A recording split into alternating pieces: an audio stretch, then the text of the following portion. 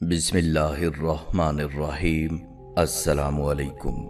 یقیناً تمام تعریفیں اللہ کے لیے ہیں، ہم اس کی تعریف بیان کرتے ہیں، اسی سے مدد کے طلبگار ہیں۔ میں گواہی دیتا ہوں کہ اللہ کے سوا کوئی معبود برحق نہیں۔ ناظرین، نبی کریم صلی اللہ علیہ وآلہ وسلم نے دریائے فرات کے بارے میں جو پیش گوئی کی تھی اور جو نبی کریم صلی اللہ علیہ وآلہ وسلم کی احادیث کے مطابق قیامت کی سب سے بڑی پیش گوئیوں میں سے ایک ہے، وہ اس وقت پوری ہونے والی ہے، اور اس سلسلے میں ماہرین بھی ایسی وارننگز دے رہے ہیں۔ یہ پیش گوئی اتنی بڑی ہے کہ اس کے نتیجے میں ہونے والا حادثہ اس قدر شدید اور بھیانک ہوگا کہ حدیث نبی صلی اللہ علیہ وسلم کے الفاظ میں اس جھگڑے میں 100 میں سے 99 لوگ مارے جائیں گے اور صرف ایک بچے گا، یعنی 99% متحرک گروہ میں سے صرف 1% بچیں گے۔ آج کی اس ویڈیو میں ہم بات کریں گے کہ یہ پیش گوئی کیا ہے اور اس کے بارے میں ماہرین اور سائنسدانوں کا کیا کہنا ہے۔ دریائے فرات کے خشک ہوتے ہی خوفناک چیزیں دریافت ہو رہی ہیں۔ دریا کی گہرائی سے دریافت ہونے والی غاروں سے آنے والی بھیانک آوازیں کیسی ہیں؟ سائنسدانوں نے اس کے متعلق کیا حیرت انگیز انکشافات کیے ہیں؟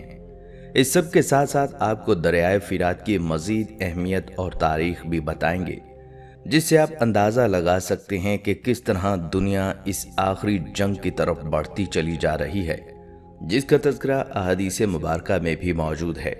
ان تمام باتوں کے متعلق آج کی اس ویڈیو میں ہم بات کریں گے، لہٰذا ان تمام باتوں کے متعلق جاننے کے لیے آپ لوگوں سے گزارش ہے کہ ویڈیو کو سکپ نہ کیجیے گا اور آخر تک لازمی دیکھیے گا، اور اگر آپ ہمارے چینل پر نئے ہیں تو سب سے پہلے ہمارے چینل کو سبسکرائب کر لیجئے۔ ناظرین، کوہ ارارات کی برف پوش چوٹیوں سے یہ دریا نکلتا ہے۔ یہ وہی ارارات پہاڑ ہے جس کے بارے میں کہا جاتا ہے یہاں سیدنا نوح علیہ السلام کی کشتی طوفان نوح کے اختتام کے بعد آ کر ٹھہری تھی۔ یہ پہاڑ اس سلسلہ میں واقع ہے جسے آرمینیائی پہاڑی سلسلہ کہتے ہیں۔ اس سلسلے کی سب سے بلند چوٹی ارارات 16,854 فٹ بلند ہے۔ یہاں سے نکلنے والے دریا کا نام فرات ہے۔ اس دریا کے کناروں پر ایک بہت بڑی تہذیب آباد تھی جسے بابل کی تہذیب کہتے ہیں۔ اس کے ایک طاقتور بادشاہ بخت نصر نے یروشلم شہر کی اینٹ سے اینٹ بجا دی تھی، یہودیوں کا قتل عام کیا اور جو کوئی ہنرمند تھا اسے غلام بنا کر اسی فرات کے کنارے لا کر آباد کر دیا۔ یہودی اپنی عبرانی زبان میں اسے کہتے ہیں۔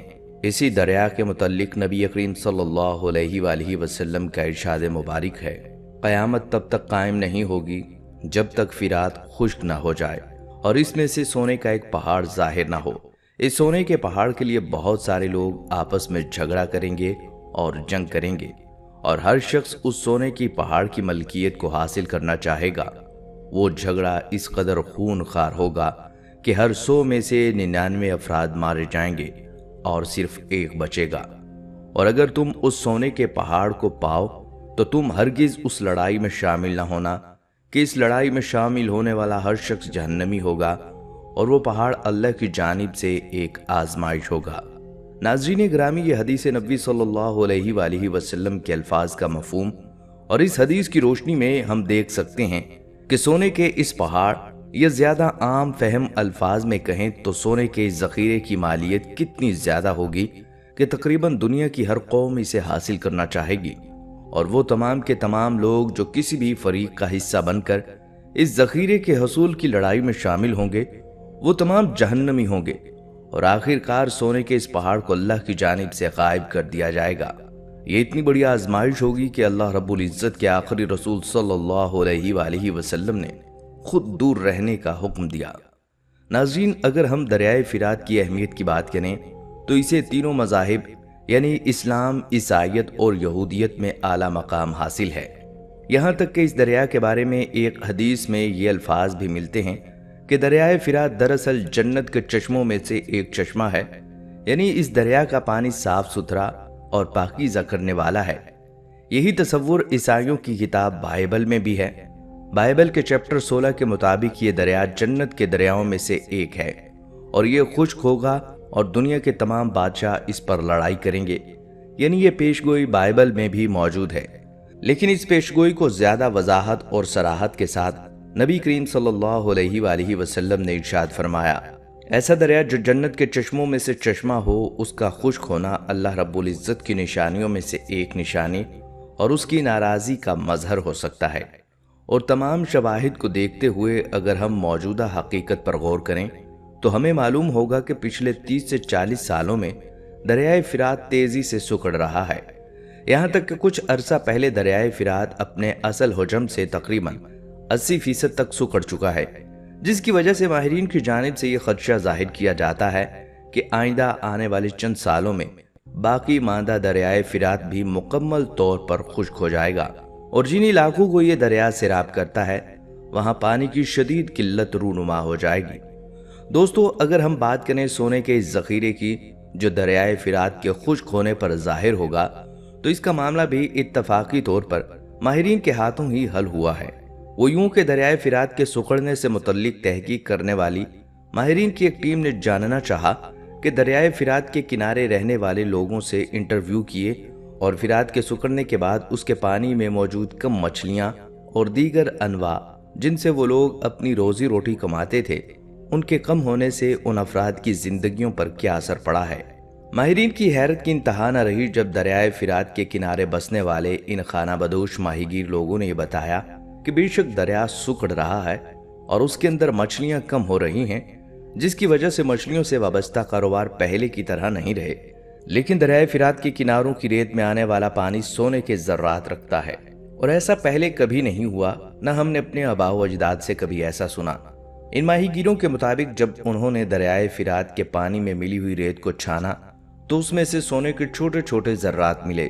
یہ اشارہ کرتا ہے کہ دریائے فرات کے نیچے سونے کا کوئی بہت بڑا ذخیرہ ہے جو کہ مدفون ہے، لیکن چونکہ دریائے فرات اپنا حجم کم ہونے کے باوجود ابھی ایک دریا ہی ہے، اس لیے اس دریا کو مکمل طور پر خشک نہیں کیا جا سکتا، اور سونے کے حصول کے لیے نہ ہی اس دریا کو موڑا جا سکتا ہے، کیونکہ اس دریا پہ کروڑوں لوگوں کی زندگیاں انحصار کرتی ہیں۔ ماہرین کی تحقیق کا مقصد تو کچھ اور تھا، لیکن اس قدر بڑا انکشاف تھا کہ وہ اس کی تحقیق کرنے پر مجبور ہو گئے، اور ان کے لیے حیران کن مزید جھٹکے ابھی بھی موجود تھے جب انہوں نے یہ جانا کہ اس بارے میں تو اللہ رب العزت کی الہامی کتابوں میں پہلے سے پیشین گوئی موجود ہے۔ یہاں تک کہ پیارے آقا صلی اللہ علیہ وآلہ وسلم نے نہ صرف سونے کے ذخیرے کی پیشگوئی کی بلکہ اس کے نتیجے میں پیدا ہونے والے عظیم فساد کے بارے میں بھی بتایا ہے جو سونے کے اس ذخیرے پر قبضے کے لیے برپا ہوگا۔ دریائے فرات کا خشک ہونا، اس میں سے سونے کے ایک بڑے ذخیرے کا ظاہر ہونا اور اس کی ملکیت کے لیے دنیا کی بڑی بڑی طاقتوں کا آپس میں لڑنا، حدیث شریف کے الفاظ میں اس کی جانب اشارہ کیا گیا ہے کہ اس کے بعد قیامت کی فائنل نشانیاں شروع ہو جائیں گی۔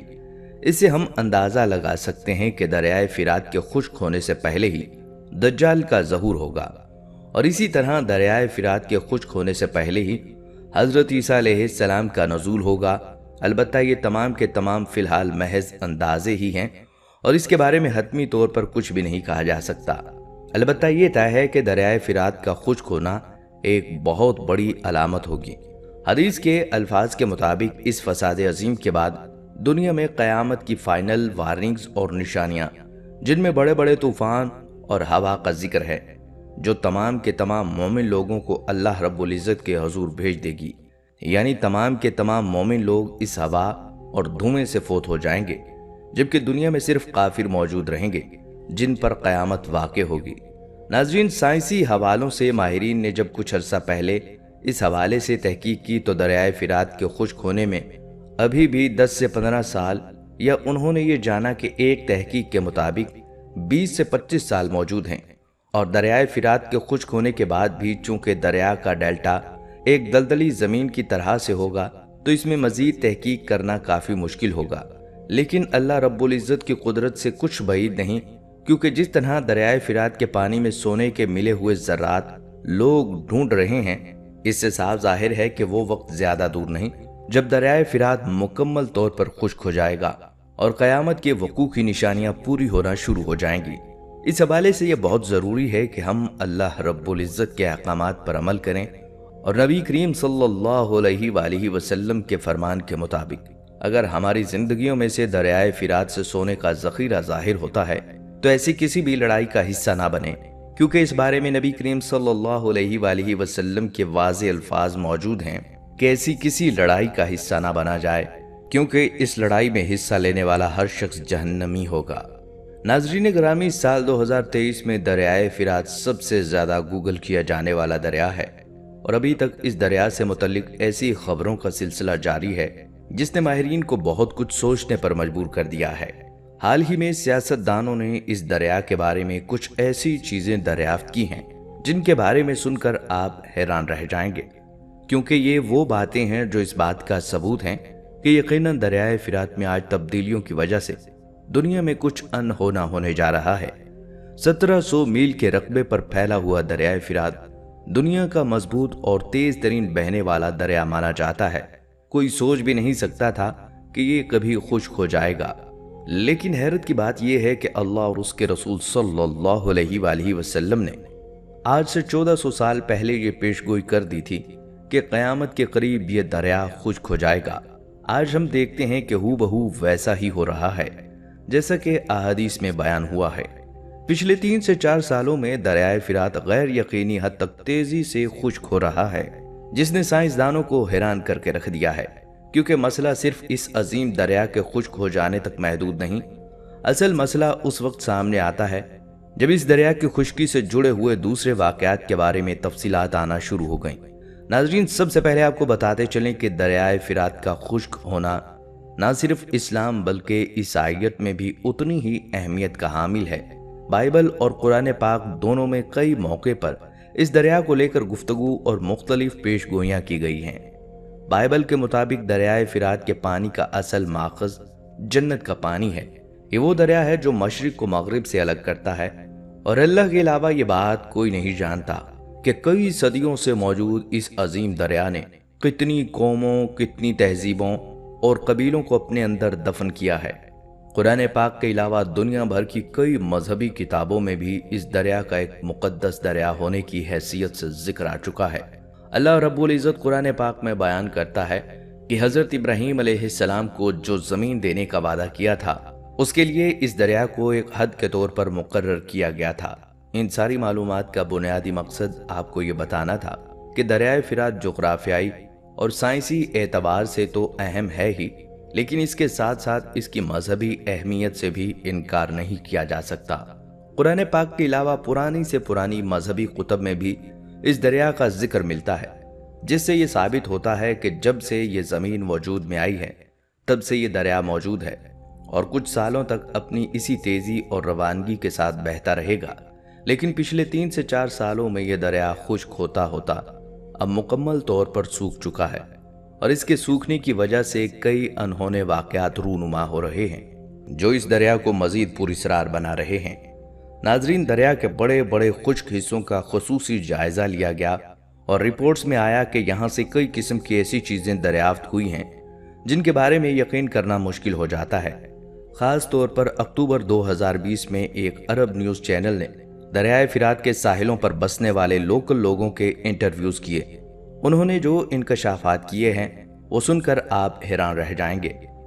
بہت سے لوگوں کا کہنا تھا کہ ان کے گھروں سے کئی اشیاء اچانک سے غائب ہو جاتی اور پھر کچھ دنوں کے بعد اچانک سے مل جاتی ہیں، لیکن جب یہ اشیاء ملتی ہیں تو زیادہ تر جلی ہوئی ہوتی ہیں اور خراب حالت میں ملتی ہیں۔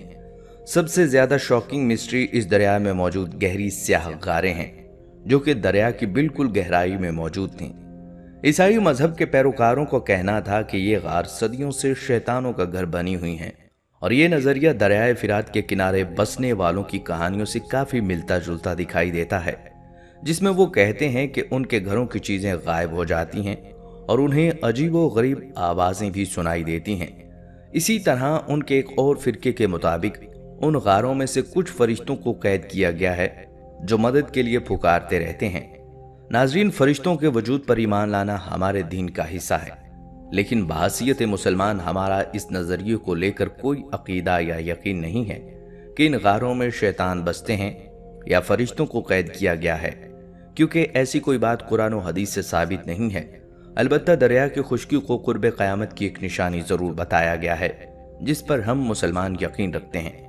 دوسری جانب مذہبی پیشواؤں سے ہٹ کر سائنسدانوں کی تحقیقات کو سامنے رکھا جائے تو ان آوازوں سے متعلق ان کا نظریہ بالکل الگ ہے۔ سائنسدان جب سمندری زندگی کا مطالعہ کرتے ہیں تو اس میں ان کے لیے سب سے زیادہ دلچسپی کا باعث آوازیں ہوتی ہیں جنہیں وہ مختلف سائنسی ٹولز کی مدد سے ریکارڈ کرتے ہیں۔ سائنسدان ویل اور ڈولفن جیسی سمندری مخلوق کی گفتگو پر نظر رکھنے کے لیے ہاؤنڈر فونز نامی آلات استعمال کرتے ہیں۔ ہاؤنڈر فونز کی مدد سے جانوروں کی زندگی اور ان کے ماحول کو سمجھا جاتا ہے۔ زمین کی حرکت کی آواز سننے کے لیے ایک اور ٹول جیو فون استعمال کیا جاتا ہے۔ یہ آلات ناقابل یقین حد تک حساس ہیں اور زمین کے نیچے کی ہلکی سے ہلکی حرکت کی آواز بھی ریکارڈ کر سکتے ہیں۔ ہائیڈرو فونز، جیو فونز اور جی پی آر کا استعمال کرتے ہوئے سائنسدان بہت حد تک یہ پتہ لگا لیتے ہیں کہ سمندر کی گہرائی یا زمین کے نیچے کیا ہو رہا ہے۔ سمندر کے اندر استعمال ہونے والا ہر سائنسی آلہ ایک مختلف قسم کا ڈیٹا ریکارڈ کرتا ہے اور ایک ساتھ مل کر سارے ٹول سمندری دنیا کا مکمل میکانزم سمجھانے میں مدد دیتے ہیں۔ یہ اور بات ہے کہ ان سارے آلات سے حاصل ہونے والے ڈیٹا کی تشریح کرنا ہمیشہ اتنا سیدھا نہیں ہوتا۔ جو ساری معلومات اکٹھی ہوتی ہیں انہیں سمجھنے کے لیے بھی سائنسدانوں کے علاوہ مختلف شعبوں جیسا کہ ارضیات، آثار قدیمہ اور یہاں تک کہ ثقافتی علوم کے ماہرین کی ضرورت بھی ہوتی ہے تاکہ وہ اس مخصوص جگہ کی ساری ہسٹری کو سامنے رکھتے ہوئے کسی نتیجے پر پہنچ سکیں۔ اور ناظرین، یہی وجہ ہے کہ دریائے فرات سے ریکارڈ کی جانے والی آوازوں کے متعلق فی الحال یقین سے کچھ بھی نہیں کہا جا سکتا۔ سائنسدانوں کا کہنا ہے کہ یہ آوازیں بہت مختلف نوعیت کی ہیں۔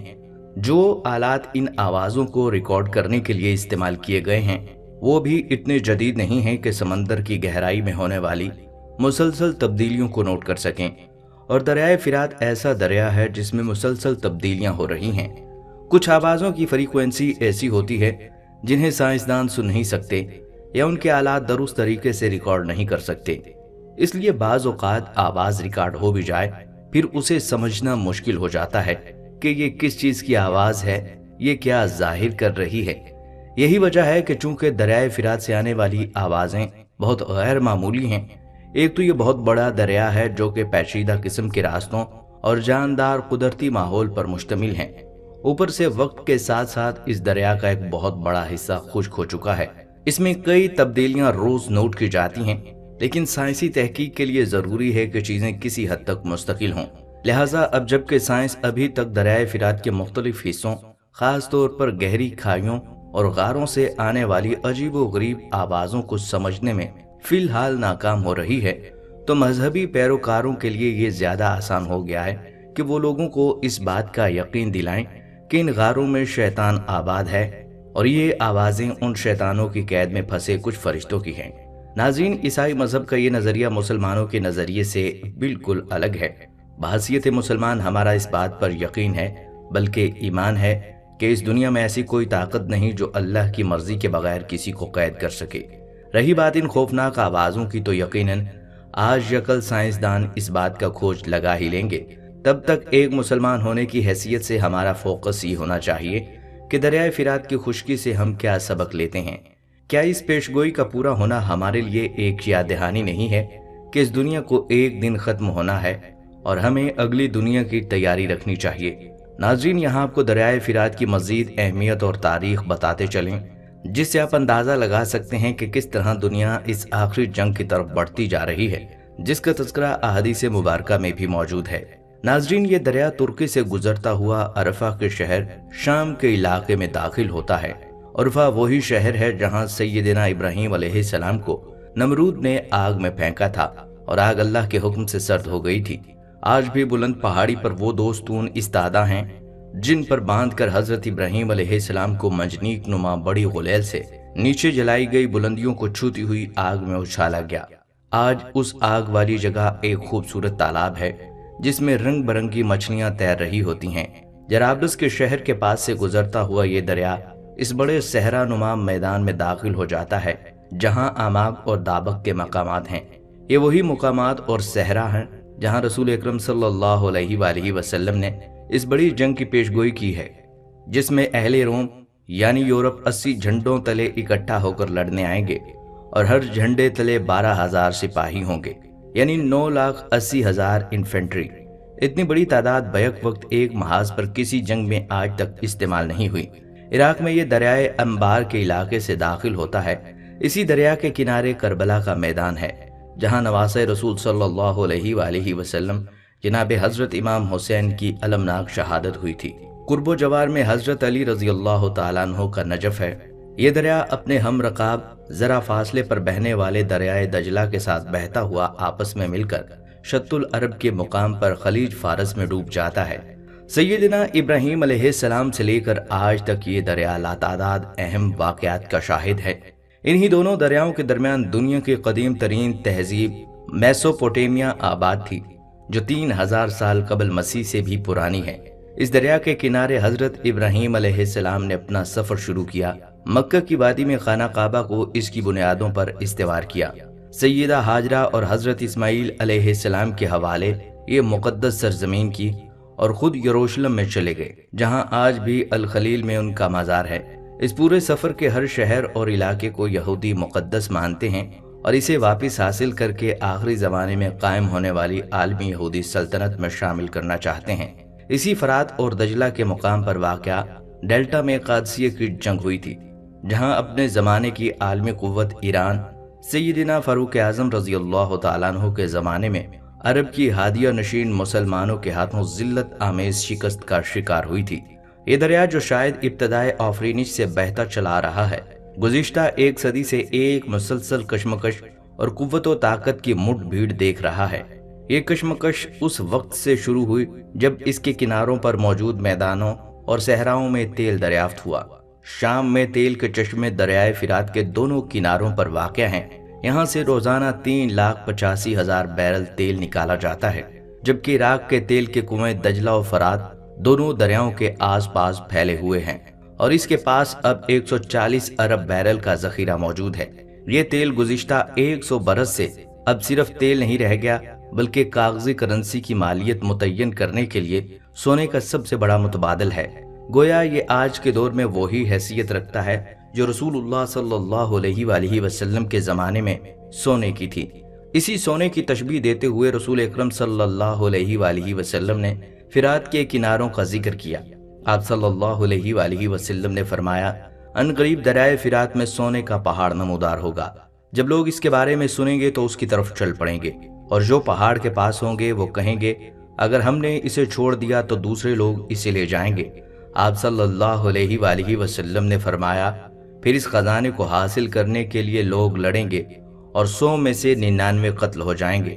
بحوالہ صحیح مسلم۔ اور اختتام کے بارے میں بھی حدیث صحیح مسلم اور نعیم بن حماد کی کتاب الفتن میں ہی ملتی ہے۔ جابر بن عبداللہ رضی اللہ تعالیٰ عنہ سے روایت ہے کہ حضور صلی اللہ علیہ وآلہ وسلم نے فرمایا، وہ وقت قریب ہے جب عراق والوں کے پاس نفیر یعنی غلہ اور درہم یعنی پیسے نہ آئیں۔ ہم نے عرض کیا، کیا، کس سبب سے؟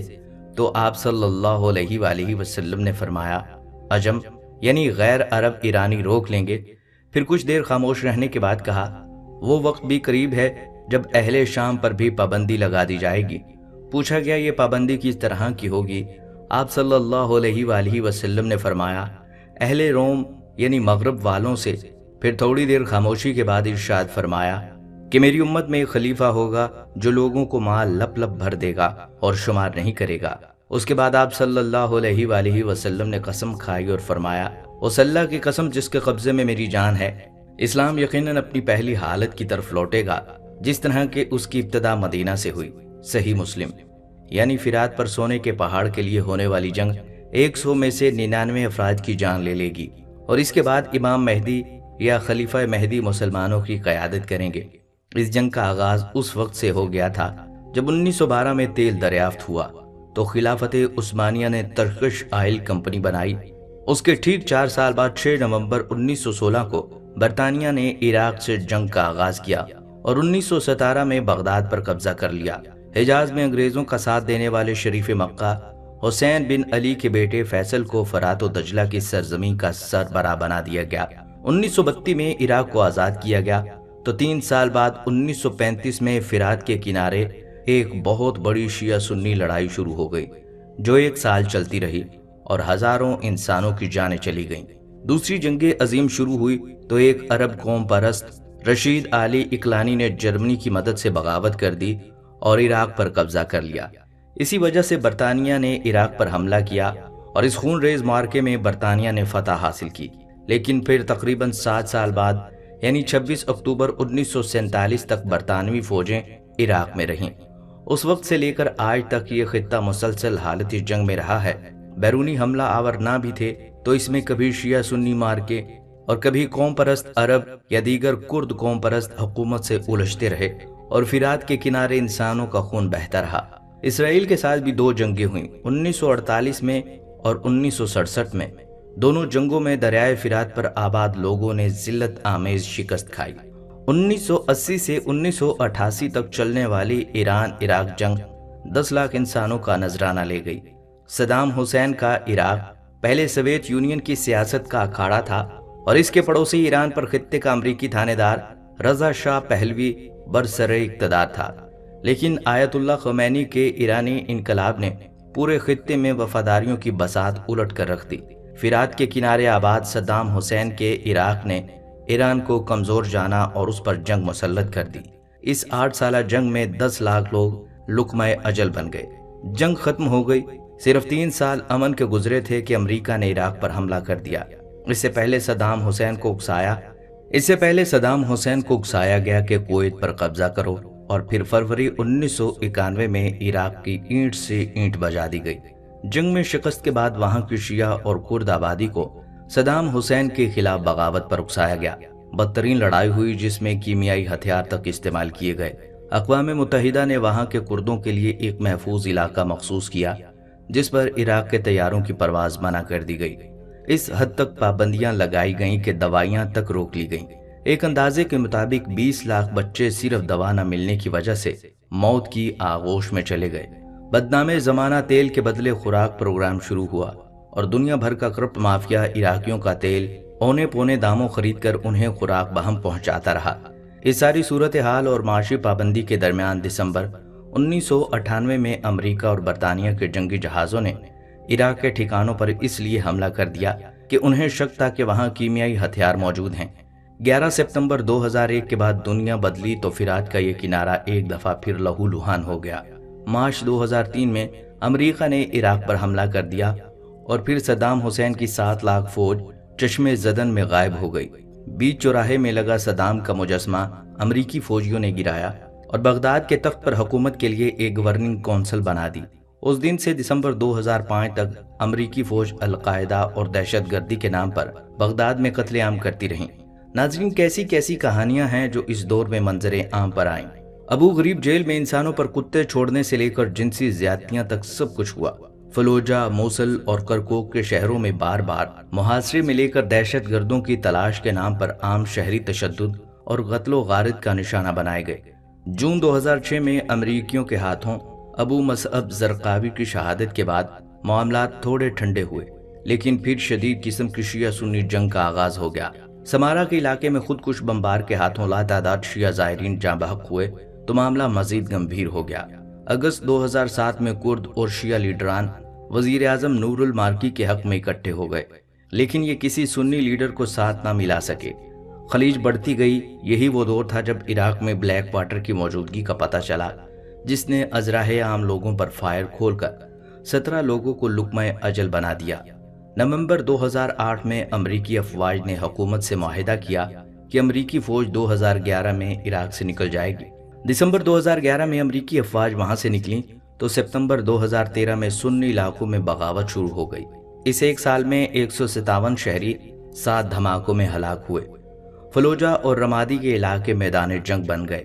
علمبار صوبے اور موصل کے علاقوں سے امارات اسلامی کے نام پر داعش کا آغاز ہوا، اور اسی دریائے فرات کے کنارے کنارے انہوں نے عراق اور شام کے علاقوں میں اپنی حکومت کا اعلان کر دیا۔ داعش کے خطرے کے بعد ستمبر 2014 میں شیعہ رہنما حیدر العباد نے سنیوں اور کردوں کو ساتھ ملا کر حکومت قائم کی۔ اگلے 3 سال اسلامی امارات یعنی داعش کے خلاف جنگ کے سال تھے، لیکن اس کے ساتھ ساتھ ایک اور طوفان نے پورے مشرق وسطیٰ کو گھیر لیا جسے عرب بہار کہتے ہیں۔ یہ آزادی، جمہوریت اور حقوق کی جدوجہد کے نام پر عرب ممالک پر قائم کئی دہائیوں کی آمریتوں کے خلاف ایک تحریک تھی جو تقریباً ہر ملک میں اچانک اٹھ کھڑی ہوئی۔ تیونس کے زین العابدین علی کے 24 سالہ اقتدار کے خاتمے سے لے کر مصر میں حسنی مبارک کی رخصتی اور مرسی کی حکومت اور پھر معزولی تک اس تحریک نے بہت رنگ بدلے، لیکن اس کا اصل مارکا شام کی سرزمین اور خصوصاً اسی فرات کے کنارے آج بھی برپا ہے۔ لیکن گزشتہ 8 برسوں یہ سرزمین مسلمانوں کے خون سے رنگین ہو رہی ہے۔ دمشق سے حلب، ادلب، رقہ، موصل، بغداد، فلوجہ، ہر جگہ بشار الاسد کے مقابل عرب جہادی گروپوں اور ایرانی سرپرستی والی ملیشیاؤں کے درمیان ایک جنگ برپا ہے۔ دریائے فرات 8 لاکھ مسلمانوں کے خون سے رنگین ہو چکا ہے۔ 10 لاکھ یتیم اردن اور سعودی عرب کے علاوہ شام اور ترکی کے بارڈر پر موجود ہیں، کیمپوں میں زندگی گزار رہے ہیں۔ 60 لاکھ لوگ ہجرت کر کے دنیا بھر کے ممالک میں بے یار و مددگار پڑے ہیں۔ فرانس کی مشہور سڑک شانزے لیزے پر اگر آپ کو کسی کونے میں کوئی حجاب والی عورت اپنے پیارے پیارے بچوں کے ساتھ بھیک مانگتی ملے تو جان لیں کہ وہ شام سے دربدر ہو کر یہاں پہنچی ہے۔ جرمنی، ناروے، فرانس، اسپین اور اٹلی کے شہروں میں سخت سردی کے عالم میں پلوں کے نیچے یہی شامی مسلمان ہیں جو قتل ہونے کے خوف سے یہاں آ نکلے ہیں۔ صرف ترکی میں 40 لاکھ مہاجرین ہیں۔ ان سب ہجرت زدوں کا علاقہ فرات کا کنارہ ہے۔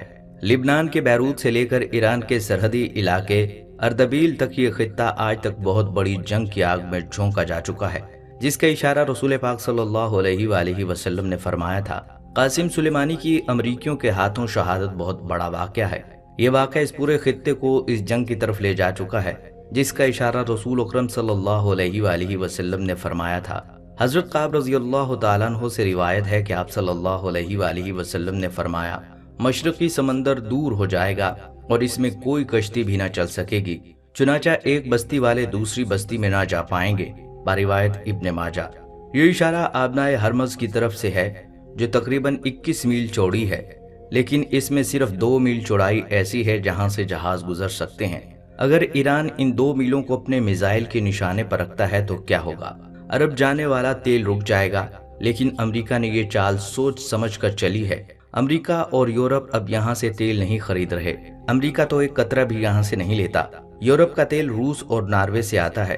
اس بندرگاہ کو بند کرنے سے چین اور جاپان کا تیل رک جائے گا۔ چین اور جاپان ایک دوسرا راستہ بھی اختیار کر سکتے ہیں جو یمن کی بندرگاہ عدن کے ساتھ بحیرہ احمر میں ہے، اور جاپان نے اپنی فوج وہاں اتار دی ہے، لیکن وہاں بھی حوثی باغیوں کی وجہ سے خطرناک صورتحال ہے۔ ایران اس کے جواب میں لبنان، شام، یمن، متحدہ عرب، سعودی عرب اور عراق میں امریکی اہداف کو نشانہ بنا سکتا ہے۔ ایسا کرنے سے امریکہ کا کچھ نقصان نہیں ہوگا، لیکن ان تمام ملکوں اور ایران کے درمیان ایک نہ ختم ہونے والی جنگ شروع ہو سکتی ہے۔ یہ جنگ مسلمانوں کے گروہوں کے درمیان ہوگی۔ یہی وجہ ہے کہ پیارے آقا صلی اللہ علیہ وآلہ وسلم نے ایک خاص طور پر فرات کے کنارے سونے کے پہاڑ پر جنگ کے سلسلے میں امت کو خبردار کیا تھا، اور آپ صلی اللہ علیہ وآلہ وسلم نے فرمایا، جلد ہی وہ وقت آئے گا جب دریائے فرات میں سونے کا پہاڑ نمودار ہوگا، پس جو شخص اس وقت موجود ہو اس خزانے میں سے کچھ نہ لے، بروایت صحیح مسلم۔ لیکن شاید ہم مسلمانوں میں سے دونوں گروہ باز نہ آئیں، اس لیے آپ صلی اللہ علیہ وآلہ وسلم نے فرمایا، سب سے پہلے فارس والے ہلاک ہوں گے اور پھر اس کے پیچھے عرب والے۔ بحوالہ کتاب الفتن، نعیم بن حماد۔ اس آگ سے دور رہو، اس جنگ سے علیحدہ ہو جاؤ کہ یہ صرف مسلمانوں کا ہی آپس میں خون بہائے گی۔ اللہ رب العزت سے دعا ہے کہ ہمیں اور ہمارے ایمان کو ایسی کسی بھی آزمائش سے محفوظ رکھے اور ہمیں سیدھی راہ پر چلتے ہوئے ایمان کی سلامتی کے ساتھ اپنے حضور پیش ہونے کا موقع عطا فرمائیں، آمین۔ ناظرین، یہ تھی ہماری آج کی ویڈیو۔ ہم امید کرتے ہیں کہ آپ کو ضرور پسند آئی ہوگی۔ اگر آپ کو یہ ویڈیو پسند آئی ہے تو آپ سے گزارش کرتے ہیں کہ آپ ہمارے چینل کو ضرور سبسکرائب کر لیں اور ساتھ ہی لگے بیل کے بٹن کو بھی پریس کر لیں تاکہ آپ کے پاس ہماری آنے والی مزید معلوماتی ویڈیوز کا نوٹیفیکیشن بر وقت ملتا رہے۔ سبسکرائب کے ساتھ ساتھ ہماری ویڈیو کو لائک بھی کریں اور اپنی قیمتی رائے کا اظہار کمنٹس میں ضرور کریں۔ کمنٹس میں آپ اپنے سوالات بھی ہم تک پہنچا سکتے ہیں۔ اللہ تعالیٰ آپ کو اپنی حفظ و امان میں رکھے، آمین۔